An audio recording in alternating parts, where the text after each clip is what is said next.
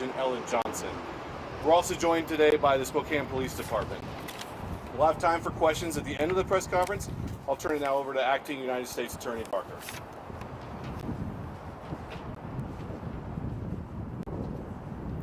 Good morning, and thank you for being with us this morning. It's a pleasure to be here with you. Like Mr. Curry said, my name is Richard Barker. I'm the Acting United States Attorney for the Eastern District of Washington. And today we are announcing charges against 21 individuals who are charged with being involved in armed drug trafficking here in the Spokane area. These individuals, through their own choice, decided to traffic poison into our community for their own personal gain. And by doing so, it put countless lives at risk. For example, in this case, the amount of fentanyl powder seized through this operation, which we have named internally as Operation Northcross, was enough to kill the entire capacity of the Spokane arena twice.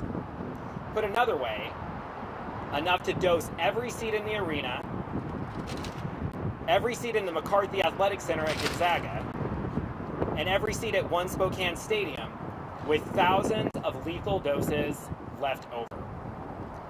As cases like this demonstrate, this is not simply a drug problem. It is a public safety emergency. And today's charges represent a significant step in addressing that emergency. To those involved in significant drug trafficking in Eastern Washington, we will continue to dismantle your operations. We will take back our cities, our communities, and our neighborhoods. Led by the ATF, this takedown targeted several repeat offenders, some with prior federal convictions, who allegedly continued to flood our streets in Spokane with deadly narcotics. These individuals are also alleged to have made dealing their profession, drug dealing their profession, regardless of the consequences to others. Many operated an open-air drug market near Division Street and the House of Charity, an area, got a little bit of wind this morning, an area that has already experienced a disproportionate amount of overdoses and violence. Among those charged today, the allegations in these cases involve significant, dangerous drug trafficking activities. For example, one of the defendants that has been charged allegedly used their 12-year-old child to sell fentanyl while that defendant was on court supervision. Another defendant's own child allegedly overdosed on her supply of illegal drugs. Yet another defendant is an alleged Crip gang member tied to multiple drive-by shootings in the Spokane area. Another of the defendants charged is a repeat drug dealer who, even after selling drugs to the ATF, sold drugs to another law enforcement agency. One of those charged is a repeat domestic violence offender, accused of dealing illegal drugs in Spokane. Another defendant is an alleged career criminal who yet again unlawfully possessed a firearm in this case. And then finally, one of the defendants is the alleged president of the Iron Horsemen outlaw motorcycle gang. These allegations, if proven at trial, demonstrate that these individuals put children at risk, endangered communities, and profited off the addiction of others. I'd also like to highlight that this investigation uncovered a conspiracy to use violence to advance the drug trafficking operations within Spokane. As alleged in the indictment, several of the defendants agreed to form a protection detail for a planned fentanyl deal.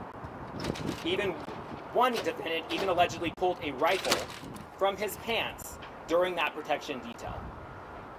Other members of the protection detail discussed opening fire to protect the poison that was being sold and distributed. This is the level of violence that we are dealing with and working tirelessly to stop. Relatedly, I'm announcing today that our office has filed a civil forfeiture complaint against a Spokane apartment complex near a local high school. The property was being used for drug distribution and to distribute firearms. In the past 2.5 years, this property has been the site of 58 separate 911 or police calls for service to that location. These properties like this, are not just crime scenes. They drain public safety resources that we desperately need to serve the broader community. In short, Operation Northcross reflects months of coordinated work by the ATF, DEA, Homeland Security Investigations, the Washington Department of Corrections, and the Moses Lake Police Department, as well as our office. I want to thank the agents and the prosecutors, especially Caitlin Bonsgard, whose tireless work made this investigation and these cases possible. The message is simple. If you traffic in fentanyl and fuel violence in our neighborhoods, we will find you, we will investigate you, and we will prosecute you. But to be very clear, the arrests in these cases aren't just about taking people off the street. They're about giving the communities in Spokane, the neighborhoods in Spokane, a chance to heal, to breathe, and to move forward in safety. As we do move forward, I'm excited to highlight again a step that the United States and the city of Spokane are taking together. As was reported a few months ago, the United States is partnering with the city of Spokane to bring on a dedicated Special Assistant United States Attorney. This prosecutor will support and lead more cases like this, targeting violent drug trafficking networks and helping protect the good people of Spokane. We are nearing the conclusion of that hiring process and anticipate filling that role in the coming weeks. And this will be yet another step demonstrating the state, federal, local partnerships with our community to address the dangers of fentanyl in Eastern Washington and communities in the Spokane area. Now we'll turn it over to ATF Special Agent in Charge, Jonathan Blaze.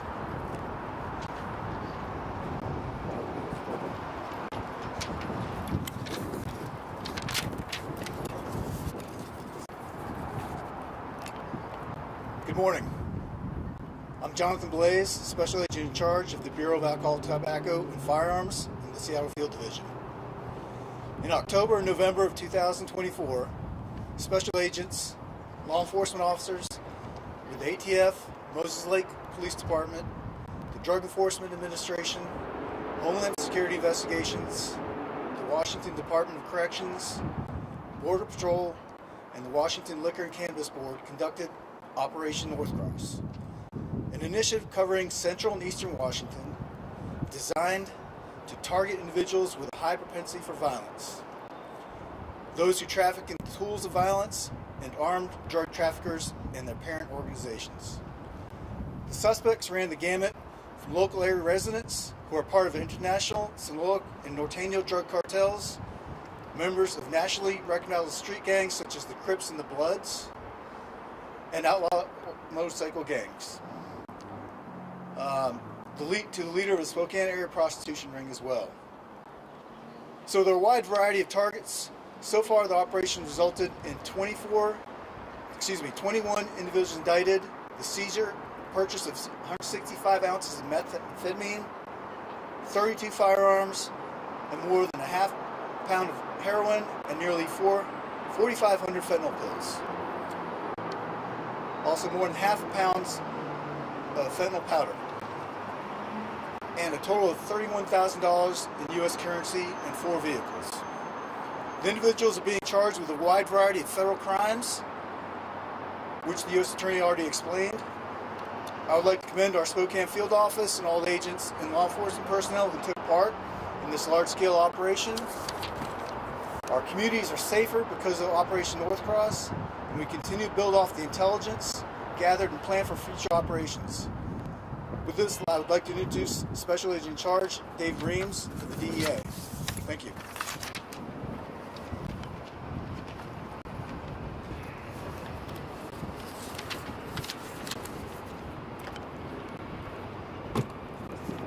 Good morning.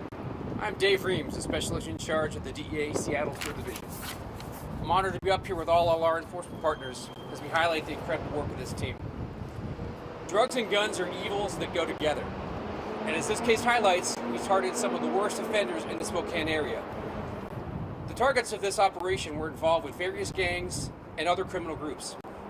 DA's focus in this operation was the Spokane affiliates of the Sinaloa cartel, which is now a designated foreign terrorist organization. Sinaloa cartel is one of DA's main priorities worldwide. The actions by our team here in Spokane to thwart their destructive influence highlights DA's commitment to keeping our communities safe. The drug seizures in this case were significant. The team seized about 14 pounds of methamphetamine, almost 16,000 fentanyl pills, and 5.5 pounds of powder fentanyl. These fentanyl seizures follow the pattern we're seeing in Washington State. More fentanyl powder and fewer pills is what we're seeing. This creates a dangerous situation because fentanyl powder can be mixed with other illicit drugs to create potentially lethal drug cocktails. So we at DEA consider 2 milligrams of fentanyl a deadly dose. The fentanyl seized by our team in this case equates to over 200,000 potentially deadly doses. That's enough fentanyl to kill almost everyone in Spokane. I'm proud that DEA could help our partners bring Operation Northcross to a successful conclusion, saving lives here in Spokane and throughout eastern Washington. Thank you. With that, I'll introduce my esteemed colleague, Acting Deputy Special Agent in Charge, Ellen Johnson of HSI.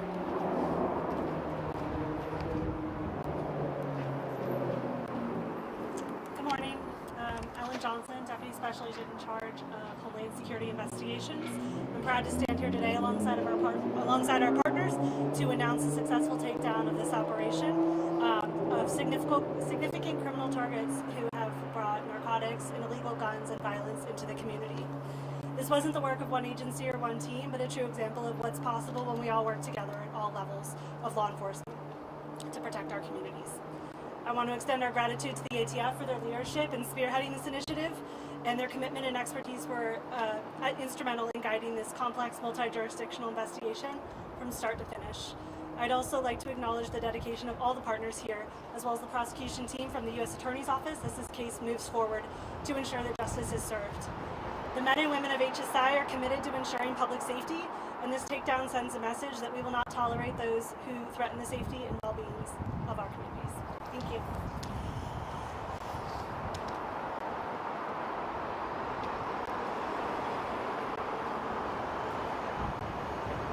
I think we can take a few questions if there are any.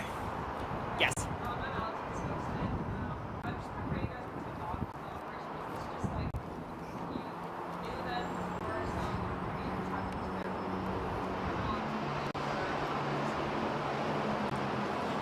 With any investigation, there's multiple sources of information that we're able to take and glean from and able to put together to build an operation.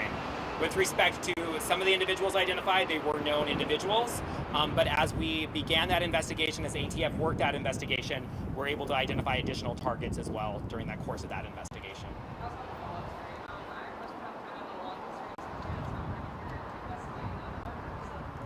So I can't comment about any investigation that may or may not be ongoing, but we do take illegal drug distribution activities very seriously, and if there are ongoing drug distribution activities, I know our law enforcement partners will be very diligent in investigating those. For context, so why for the forfeiture property, is that like a whole apartment complex, or is that just like a singular unit apartment? My understanding is it is an entire apartment complex and various units within that complex that have been the subject of that forfeiture complaint, which is available to the public. If you want to take a look at that complaint, we'll make sure you have access to it. Were there arrests made all on the same day, and how long beyond the arrest wait they So the arrests were made over a period of time, with several of those arrests occurring even this morning. But this is an operation that has been going for a period of time, and there have been arrests and other individuals who have already been charged and have already appeared in federal court in connection with the charges. With respect to the duration of time that various individuals have been operating out of the Spokane area, it really just varies from one defendant to another. All right, well, thank you very much for coming this morning. It was a pleasure speaking with all of you. If you have any additional questions, we may be around for a few minutes. So thank you.